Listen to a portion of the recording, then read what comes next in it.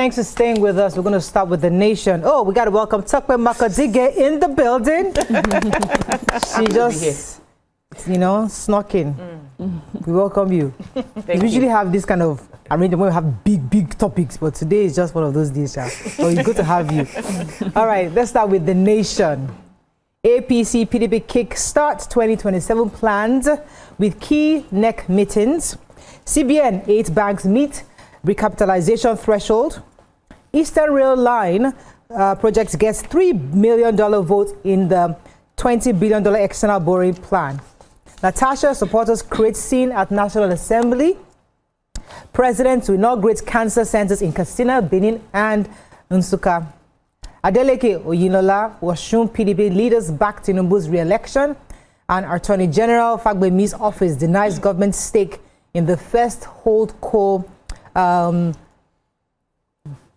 PLC. This day Arise reports malicious issues back and forth.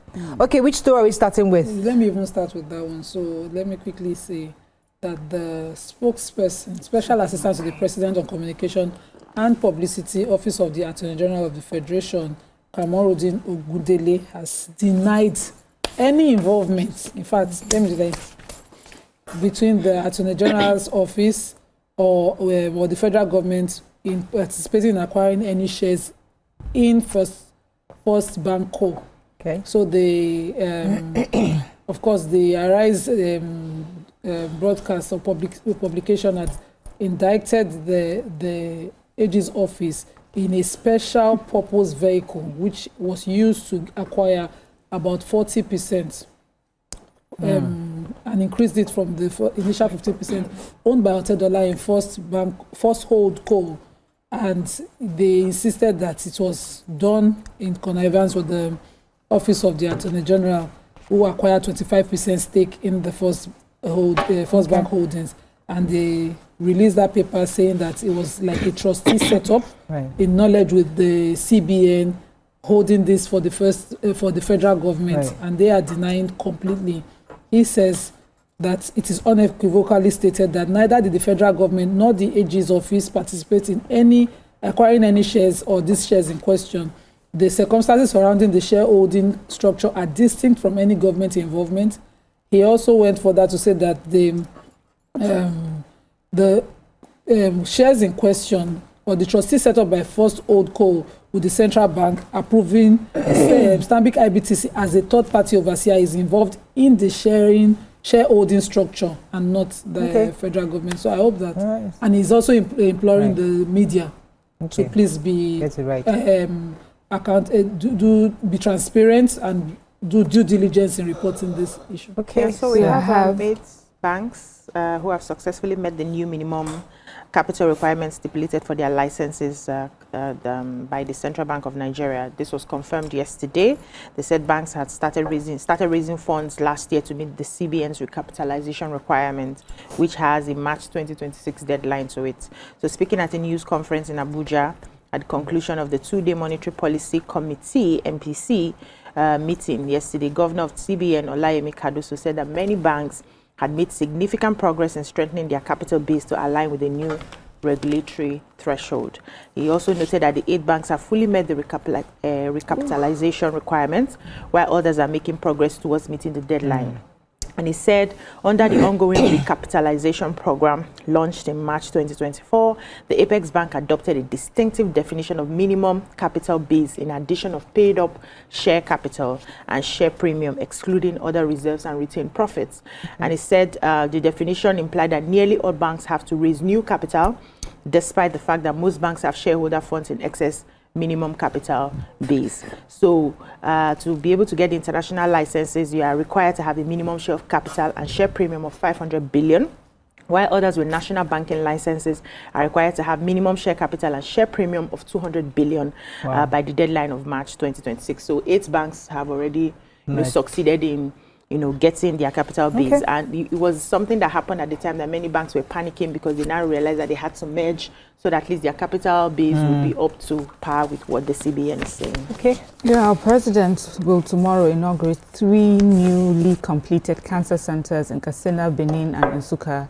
They are part of the 6 cancer centers under construction. So in 2024, the president approved the involvement of NSIA in upgrading 6 oncology centers for the treatment of cancer in 6 federal university teaching hospitals across the nation's geopolitical zones. The coordinating minister had given a deadline of between 18 and 20 months to complete the centers. And tomorrow, the centers that have been built at the Federal Teaching Hospital, Katsina, the University of Nigeria Teaching Hospital in Nsukka, and the University of Benin Teaching Hospital. So this shows the fulfillment of the president's promise to Nigeria that he will tackle the scourge of cancer. ABU Teaching Hospital Zaria, Jos University Teaching Hospital, and Lagos University Teaching Hospital are expected to be inaugurated in the second phase. Research, has indicated that cancer was the 4th leading cause of death in Nigeria as of 2022.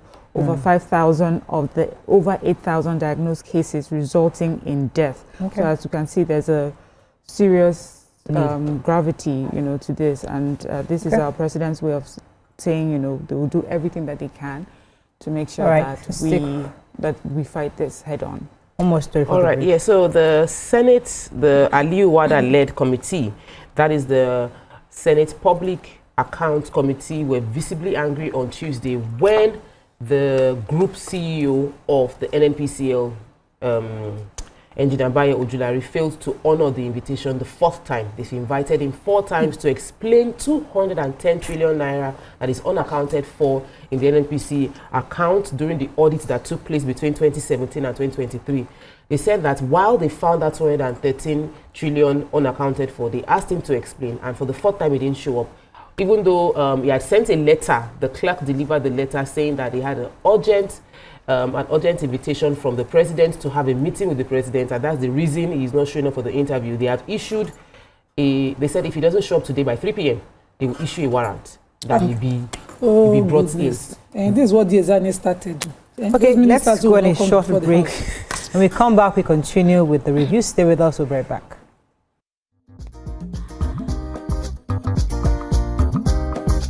Stay tuned. Your View will be right back. Thanks for staying with us. Moving on now to The Punch. APC may pick Ganduje's successor at make or break neck meeting. Picture story here. Israeli protests in Tel Aviv over Gaza food shortages. Natasha heads to court after Senate blockade. ADC boils over Tinubu's endorsements by Adeleke and Oyinlola. Dangote exports 1.3 billion liters petrol as marketers buy foreign fuel. And Senate okays Tinubu's $21 billion foreign loans. Let me start with that foreign loan because that's the story I had. According to the report, work may soon begin on the revitalization of the Eastern Rail Corridor, as the Senate yesterday approved the $21 billion foreign loan requested by the president, of which $3 billion is earmarked for the rail corridor, which stretches from Port Harcourt, Rivers State to Maiduguri and Borno State capital. Victor Omei, Labour Party senator representing Anambra Central, described the approval as a milestone. According to him, he said, "This is the first time I have ever seen a $3 billion allocated to rebuild the Eastern Rail line. That alone justifies our full support for the loan." And they approved the $21 billion. So I mean, I'm happy about that, but it's one thing to say it, another thing for it to be done. So now that it's been earmarked, once the money comes, we hope indeed it's going to be used for that Eastern Rail line. Yeah. I have the picture story. Yes, Israeli activists gathered at Habima Square on Tuesday for a protest march towards the Israeli Defense Ministry headquarters in Tel Aviv. They were denouncing the ongoing food shortage and forced displacement of Palestinians in the Gaza Strip. The activists were bearing placards with inscriptions like "Starvation is a war crime," "We're all responsible," "It is being done in our name." They marched with sacks of flour towards the Israeli Defense Ministry headquarters in Tel Aviv. The United Nations in June had condemned what it claimed was Israel's weaponization of food in Gaza. They called it a war crime. Aid agencies had urged and have been making warnings about malnutrition that has multiplied, amongst the victims. They said dozens of Palestinians, mostly children, have died from starvation and malnutrition amid a continued Israeli blockade. The humanitarian organizations have raised the alarm over worsening malnutrition, and aid convoys reportedly blocked with the aid convoys reportedly blocked at the border. Children on Tuesday, medical sources reported that 21 children died within 72 hours from severe hunger and malnutrition. Hospitals in Gaza are overwhelmed with patients suffering from acute food deprivation. Among the fatalities were 2 newborns and a child, all of whom succumbed to hunger-related complications. So that's the story there. And that in itself is a hot Very topic. sad, yeah. yes. It's a full day's topic. Yeah, so I have a human interest story here. 26-year-old artisan identified simply as Timehi, right, has been killed during cult initiation rites in the Awoyaya area of Etiosa local government, Lagos State. So according to the story, it said it happened Tuesday, July 18, when suspected members of the rival cult group ambushed the initiation ground. So they had gone to carry out their own initiation. But then another cult group came in there and started shooting. And the people who brought him, they understand this thing, so they were able to escape, but he couldn't, and so they killed him there. So, you know, the matter has been taken to the police. They are trying as much as possible to see how they can find the cultists. And I was wondering, people are still doing blending. I heard that word last in the university, where you go and join cult and they blend you. They do some rituals. Initiation? They call You it know blending. how bad cultism, And they're still doing it. Even now in recent days. Whoa, You will it's know so that unfair. it's still an ongoing thing. And now he My has lost his neighborhood life. used to be a very quiet, safe neighborhood. I came back and they have killed 4 people. Oh my And goodness. we have police patrolling everywhere. Please, I'm like, let's talk to our young people, Please. I beg. There are better options Not to worth connect. it. Yeah. So Dangote was speaking at the Commodity Insights Conference on United West States of Africa. Dangote. Yes, Right. only Dangote is doing cement in 10 African countries. Of course, Imagine. now United States of Yes, now. Africa for Dangote. So, well, he was speaking at the Commodity Insights Conference on West African refined fuel market, and he said that his refinery has exported up to 1 million tons of petrol, which amounts to about 1.3 billion liters of petrol. In the irony of this story, marketers in our country, where the refinery exists, are importing foreign fuel for market purpose. Say they are fighting monopoly. So that's the story. Any other story in Punch? Yes, I do. A quick one. 17 suspected internet fraudsters were caught and they were paraded by the EFCC. The statements carried that they were found based on intelligence reports that was given to them, and they found them with the phones, 5 cars, 4 laptops, 20 phones, and that these items were recovered from the 17 suspects. They also mentioned that they also found a group of people in a similar circumstance on the 19th of July in Uyo. But all of these people are in the category of internet fraudsters, Yahoo, Hustle Kingdom, and they are located in another place in Humaya. That's still within the same dealing with internet fraudsters. The conversation now carried that they would be upon conclusion of investigation, the paraded 17 people will be taken to court, and that prosecution will take place. The reason we take these stories basically is so that internet fraudsters that are watching are aware that people are being caught. You don't think you would escape, because it might be your own turn will come as well. You know. Okay. Daily Sun, recapitalization. 8 banks meet target. I think this is the story.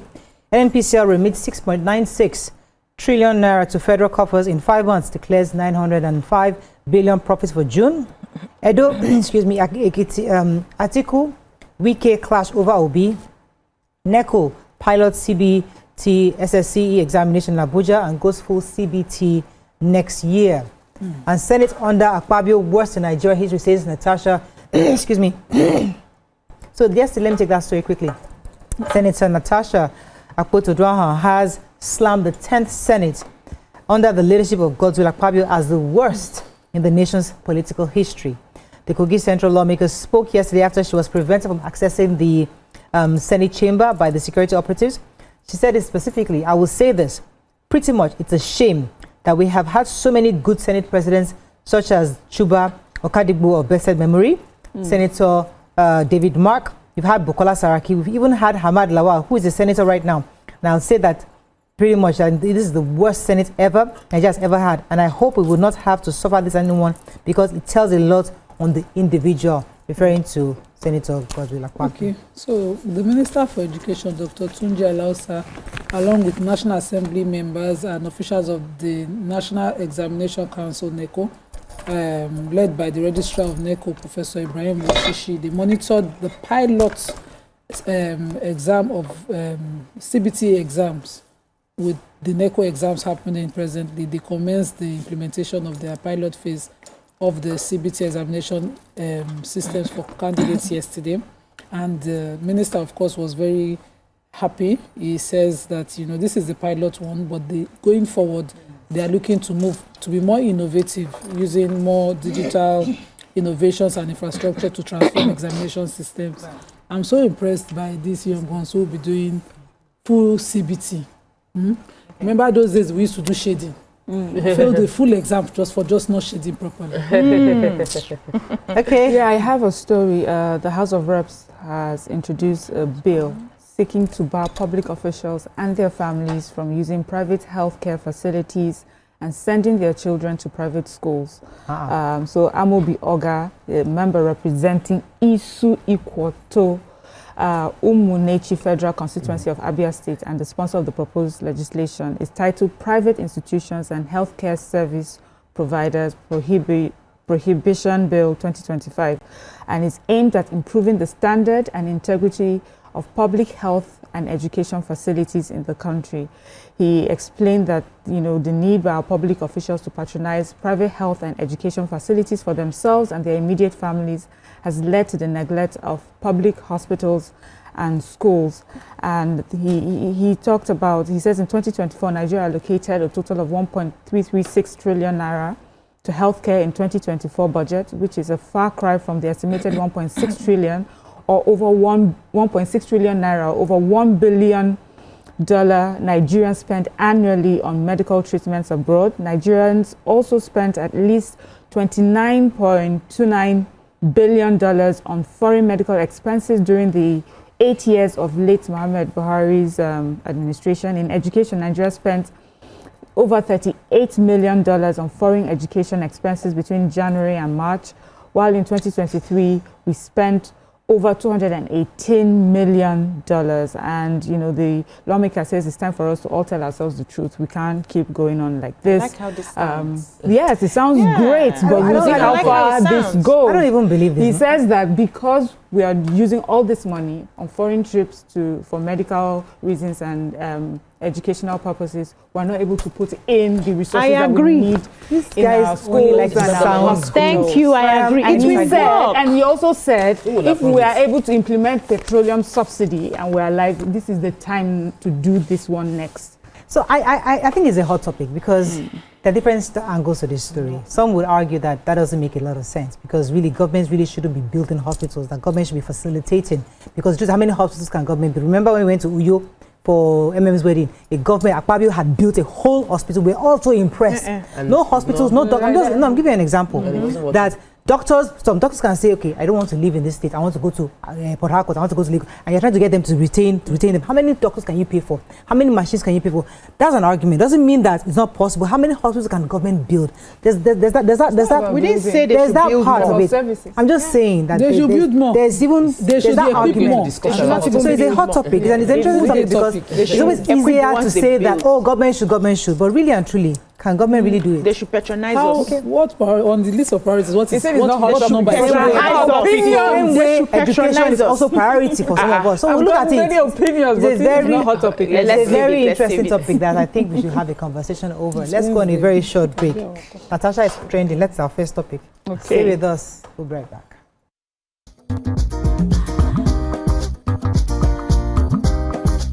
Stay tuned. Your View will be right back.